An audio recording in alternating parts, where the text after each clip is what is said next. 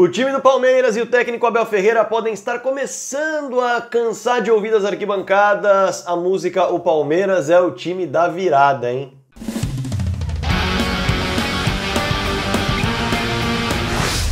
É claro que o início desse vídeo é uma brincadeira com a música que a torcida do Palmeiras canta e o time do Palmeiras, quando leva o gol, evidentemente que fica muito feliz de ouvir que o Palmeiras é o time da virada, a confiança vindo da arquibancada. Mas ninguém fica satisfeito ao sair atrás no placar. E isso tem preocupado demais o Palmeiras. Aliás, falando desse jogo contra o Vasco da Gama, o Palmeiras numa atmosfera muito positiva para o Vasco, isso torna o time da casa ainda mais competitivo, com confiança depois de ter batido o Atlético Mineiro jogando fora de casa, é bom lembrar. Então o Vasco chegava numa atmosfera legal, num ambiente positivo, com a confiança de ter aberto bem o Campeonato Brasileiro, então naturalmente seria um jogo muito complicado. E o Palmeiras, que sai atrás, perdendo por 2-0, mais uma vez, está começando a se habituar com essa situação. Isso não é bom. Por quê?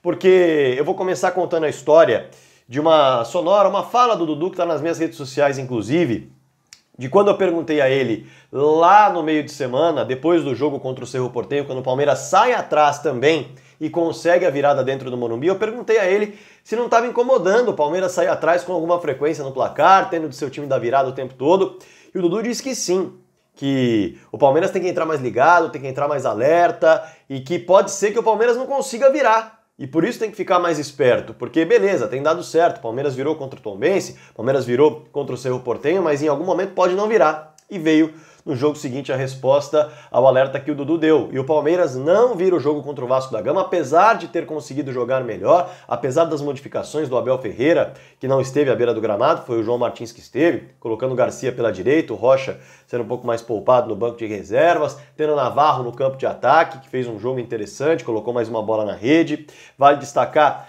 também a presença de 3 volantes, e aí a gente tem que mergulhar um pouquinho nesse tema, porque o Palmeiras tem sofrido muitos gols, é bem verdade, mas nesse jogo contra o Vasco da Gama não sofreu com aquele típico lance de finalização da intermediária que o Everton estava aparecendo, vira e mexe, e bolas na rede estavam entrando também nesse tipo de finalização. Isso não aconteceu no Palmeiras, que teve Gabriel Menino armando o time, Richard Rios e Zé Rafael atuando como dupla de volantes. Mas aí vem o detalhe de que nós estamos falando de 3 volantes no meio-campo, claro, com capacidade de chegada. O Gabriel Menino tem uma capacidade incrível de chegada, mostrou mais uma vez, ele que foi fundamental no primeiro tempo para a criatividade do Palmeiras. Gabriel Menino, por exemplo, rouba a bola para o Navarro disparar, soltar para o Dudu pela esquerda, o Dudu toca para dentro, o Zé Rafael bate, o Léo Jardim faz a defesa. Também tem a falta batida pelo Gabriel Menino no primeiro tempo, numa falta que seria de longa distância, num cruzamento que tinha tudo para não ser perigoso, ele consegue tornar perigoso, aquele cruzamento de longe, um chuveirinho, o Léo Jardim tem que espalmar para escanteio, e o Menino é o cara também que faz a jogada numa tabela com o Dudu, para o Dudu entrar na grande área pelo lado esquerdo, cruzar e o Navarro dividir com o Léo Jardim fazer mais uma defesa. Veja como o Menino, como meia, foi criando possibilidades na bola parada, na bola rolando e também dando a assistência do gol do Rafael Navarro. Então foi bem o Gabriel Menino como um meia armador, e ele gosta muito de atacar, tem isso na sua essência e conseguiu de fato ser muito perigoso na tabela, na bola parada, no cruzamento e também até em roubada de bola no meio campo. Então foi bem o Gabriel Menino na minha concepção. Richard Rios acabou prendendo um pouco demais a bola, não participou tanto quanto o Gabriel Menino no primeiro tempo, foi um volante que não teve tantos desarmes quanto o Gabriel Menino, por exemplo, no primeiro tempo, tocou bem menos na bola, mas é um cara que está se adaptando, tem tudo para ser um bom reforço, porque trata muito bem a bola, né? Mas deixando isso de lado, o Vasco foi muito eficaz nas oportunidades que teve com a bola aérea. Veja só como mudou a característica dos gols que o Palmeiras sofreu, do perigo que o Palmeiras levou. Porque o perigo que o Palmeiras levou, de fato, foi na bola aérea, cruzamentos pela direita, 2 gols, um do Pedro Raul, outro do Pedro Raul subindo de novo, com o Gabriel Peck pegando um rebote, colocando a bola na rede. E aí a gente está falando de um outro trabalho que precisa ser feito. Por quê? Porque o Palmeiras tem sofrido gols. E aí o Palmeiras sai atrás no 2-0, depois diminui o placar, empata no segundo tempo e tem a possibilidade de virar em algumas ocasiões com o Navarro, com o próprio Arthur, com o Dudu. Então teve chance para colocar a bola na rede, enquanto o Vasco não foi bem no segundo tempo, praticamente não conseguiu encaixar contra-ataque, foi amassado, digamos assim, foi compactado pelo Palmeiras. O próprio Maldonado na entrevista disse que não era o objetivo recuar tanto, foi o Palmeiras quem empurrou o Vasco para trás, Jogou bem o Palmeiras com as alterações, com o Flaco entrando também, Fabinho, enfim, John, vários garotos aparecendo, mas ainda assim não conseguiu virar. E aí é cobrado o preço de sair atrás mais uma vez, que é o tema desse vídeo. Aliás, se você ainda não curtiu o vídeo, deixa o like aqui, deixa também a sua inscrição no canal se você não é inscrito e, claro, ao final do vídeo, deixa um comentário. Se você quiser ser membro, eu vou ficar muito contente também. E aí, gente, a gente tem que falar um pouquinho sobre isso. Por quê? Porque o Palmeiras, em 22 jogos na temporada, já saiu atrás 6 vezes no placar.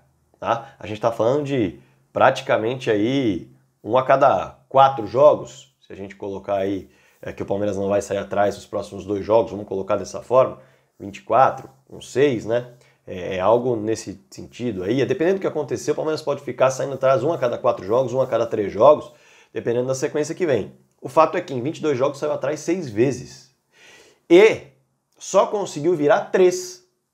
Então é legal que o Palmeiras é o time da virada para o torcedor palmeirense, é bacana, claro que consegue algumas viradas importantes, como foi na Copa do Brasil, como foi na Copa Libertadores, como foi na Supercopa do Brasil contra o Flamengo, mas também sair atrás demanda uma energia muito maior, um esforço muito maior, um desgaste psicológico muito maior, e aí a gente tem que falar sobre uma defesa que tem sofrido muitos gols, principalmente em comparação ao ano passado, até porque o João Martins fez essa provocação, né? Vamos lembrar aqui que o João Martins, na entrevista coletiva depois do jogo contra a equipe do Vasco da Gama, nesse 2-2 que o Palmeiras poderia ter virado, de fato, teve possibilidade para isso, seria mais uma virada, mas o Palmeiras não quer ser o time da virada, eu tenho certeza disso. Isso tem incomodado a comissão técnica e também os jogadores. Mas para você ter uma ideia, João Martins falou, pega a comparação ali pra gente ver, a gente tem que tentar entender o que tá acontecendo. Vamos tentar olhar se no ano passado a gente estava sofrendo tantos gols, vamos tentar olhar se no ano passado a gente estava fazendo tantos gols nesse mesmo recorte de jogos e tudo mais. Eu fui fazer essa pesquisa. Mas antes de falar sobre esses números, é bom destacar o seguinte. Nos últimos 7 jogos, o Palmeiras sofreu gols em 6. Então, é um número bem impactante. Nos últimos 7 jogos, o Palmeiras sofreu gols em 6. Quer mais? Olha só. O ataque tem resolvido muito mais. Por quê? Sofreu 11 gols em 7 jogos, um número bem elevado, mas marcou 16, um número muito elevado e positivo. O ponto é que, nesses 7 jogos, foram 4 vitórias e 3 tropeços. Quase 50% dos jogos o Palmeiras não conseguiu vencer. Foram 4 vitórias, um empate e 2 derrotas. Então, é preciso entender o que está acontecendo, porque mexer no placar o tempo todo, ter o adversário mexendo no placar o tempo todo, gera uma dificuldade muito grande. Por mais que seu time marque muitos gols, e é o caso, em 7 jogos, 16 gols, você acaba tropeçando praticamente metade dos jogos por conta desses gols sofridos. São 11, e é muito. E aí, eu fui fazer a comparação do ano passado, que o próprio João Martins pediu para fazer. E veja só, no ano passado, em 22 jogos, o Palmeiras tinha marcado 39 gols. Nessa temporada, em 22 jogos, o Palmeiras marcou 40 gols. Estamos falando de um número muito parecido. 1 gol de diferença. Agora, quando o papo é a questão defensiva, aí é uma diferença grande. O Palmeiras, no ano passado, em 22 jogos, havia sofrido 14 gols. Nesse ano, o Palmeiras sofreu 19. São 5 gols a mais. Quer mais? No ano passado, o Palmeiras, nesses 22 jogos, tinha sofrido gols em 8 partidas. Esses 22 jogos iniciais de recorte. Nesse ano sofreu gols em 11, 3 jogos a mais. E aí vem um outro ponto que é interessante de se analisar. O começo do ano passado do Palmeiras teve jogos que exigiram mais, porque nesse ano o Palmeiras tem um jogo de Supercopa, vamos tirar o Campeonato Paulista da conta, e 2 jogos de Copa Libertadores. Vamos falar que tem um nível de exigência diferente em relação ao Campeonato Paulista. No ano passado, o Palmeiras teve 2 jogos de Recopa Sul-Americana contra o Atlético Paranaense, 2 jogos de Mundial contra o Ali Chelsea e ainda teve um jogo de Copa Libertadores.